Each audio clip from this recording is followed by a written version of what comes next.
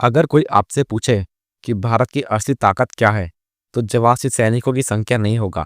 जवाब होगा तकनीक, आत्मनिर्भरता और रणनीतिक सोच। आज भारत सिर्फ हथियार खरीदने वाला देश नहीं रहा।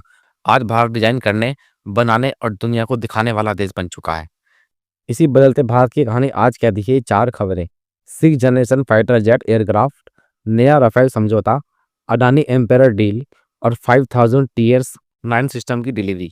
ये चारों खबरें अलग अलग दिखती हैं, लेकिन असल में एक ही कहानी के चार अध्याय हैं।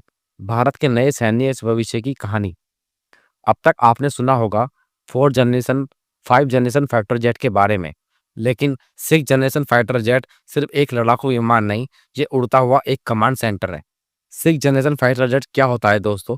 ये दुश्मन को देखेगा, सोचेगा और हमला करेगा, यानी इंसान से भी ज्यादा तेज। इसके अंदर होंगे artificial intelligence, drone control, style से भी ज्यादा आगे की तकनीक, हाइपरसोनिक वेपन का सपोर्ट। अब सबसे बड़ी बात, भारत भी इसी रेस में शामिल हो चुका है। FCAS यानी future combat air system Bharat की उस सोच का प्रतीक है जिसमें हम भविष्य के युद्ध के लिए आज अपने आप को डिजाइन कर रहे हैं। यह प्रोजेक्ट कहता है भारत आने वाले 30 साल सिर्फ रक्षा नहीं करेगा, बल्कि नियम भी बनाएगा। राफेल सिर्फ एक फाइटर जेट नहीं है दोस्तों, राफेल इंडियन एयरफोर्स का एक भरोसा है। जब राफेल पहली बार भारत आया, तब उसने साबित किया कि क्वालिटी क्या होती है। अब नए एयरक्राफ्ट पैक्ट की चर्चा क्यों हो रही है? भारत को दो फ्रंट पर तैयार रहना है। पुराने स्क्वाड्रन कम हो रहे हैं और नए खतरे तेजी से उभर रहे हैं।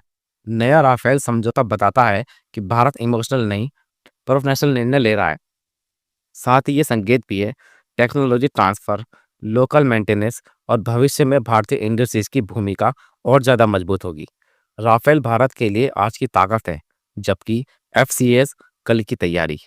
अब बात करते हैं दोस्तों एक ऐसी खबर की जो दिखती तो कम है, लेकिन बहुत असर है। Adani Embraer deal.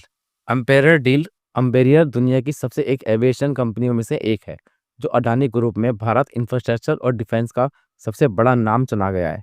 इस साझेदारी का मतलब क्या है दोस्तों? भारत में military aircraft manufacturing, MRO, maintenance, repair, overhead और एक्सपोर्ट की तैयारी। सीधे शब्दों में समझें, भारत अब सिर्फ यूजर नहीं, प्रोड्यूसर और सप्लायर बनना चाहता है।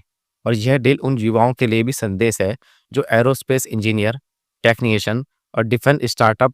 भारत का डिफेंस सेक्टर अब नौकरी मांगने की जगह नौकरी देने वाला बन रहा है। अब बात करते हैं दोस्तों TS9 की।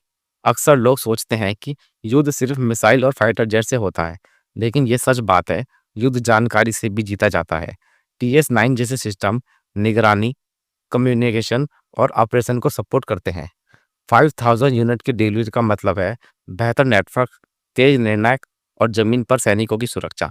यह दिखाता है कि भारत फ्रंटलाइन सैनिकों को केंद्र में रखकर अपनी रणनीति बना रहा है।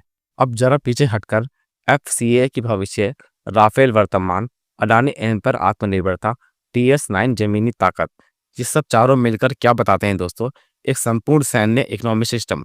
भारत अब ये नहीं पूछ रहा कौन देगा, भारत अब ये कह रहा है कि हम खुद अपने हथियार बनाएंगे। दुनिया के लिए साफ संदेश है, भारत युद्ध नहीं चाहता, लेकिन कमजोर भी नहीं है। भारत शांति में विश्वास रखता है, लेकिन तैयारी में कोई समझौता नहीं करता। ये सभी डिफेंस अपडेट किसी देश को डराने के लिए नहीं है दोस्तों, बल्कि अपने लोगों को सुरक्षित करने के लिए है। आज जो फैसले लिए जा रहे हैं, उनका असर अगले 20 से 30 साल में दिखेगा। जब आने वाली पीढ़ी पूछेगी भारत मजबूत बना कैसे, तो जवाब होगा जब भारत ने भविष्य को आज समझ लिया। अगर ये वीडियो आपको पसंद आई हो तो वीडियो को लाइक करें, शेयर करें और चैनल को सब्सक्राइब करें। जय हिंद।